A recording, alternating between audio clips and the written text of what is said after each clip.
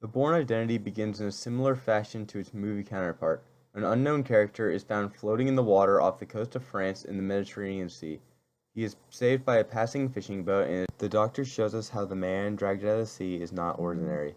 He has been shot several times in the back and once in the head, but is still alive.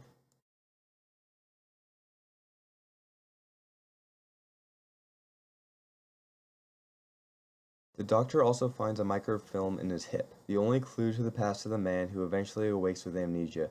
Over the next few months, he recovers from his wounds and then leaves to discover his past. The microfilm tells him to travel to a bank in Zurich, Switzerland, where he discovers his identity, as well as a deposit of several millions of dollars.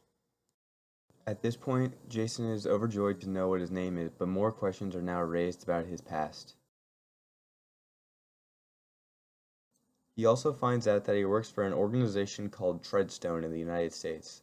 Soon after discovering this, he is attacked by people unknown to him.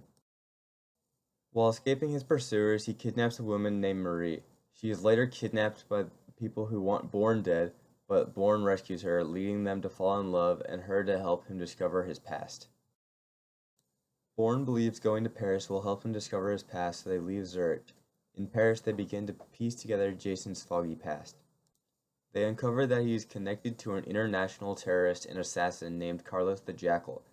This revelation makes Bourne believe he could himself be an assassin or a minion of the Jackal. He discovers one of the Jackal's outposts, infiltrates it, and interrogates the person in charge. They tell him that he was an assassin who killed high-profile targets to challenge the Jackal's supremacy. Eventually, a United States intelligence officer contacts Bourne. They set up a meeting with Bourne believing he will finally get the answers he's been looking for. The officer tries to kill Bourne, but Bourne kills the officer first. He now knows that Treadstone, the company he worked for, is trying to kill him. At the same time this occurs, a politically prominent figure by the name of Villiers makes things more difficult by killing his wife. Wait, how is this related? Well, his wife turns out to be the Jackal's cousin and lover, and has been feeding information to him for years. This event gives Bourne something to work with. He decides to take responsibility for killing the Jackal's cousin, to draw him out and kill him. He decides to leave for New York and kill Carlos where Treadstone was located.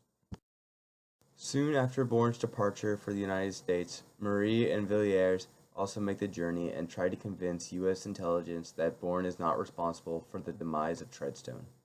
Carlos and Jason battle it out, but Carlos manages to escape. However, what little memory Jason has is enough for him to vaguely recognize him as a famous figure. Afterwards, Jason is brought in and told about who he really is and what his life was like before his amnesia. Now, enjoy this scene that best exemplifies the novel.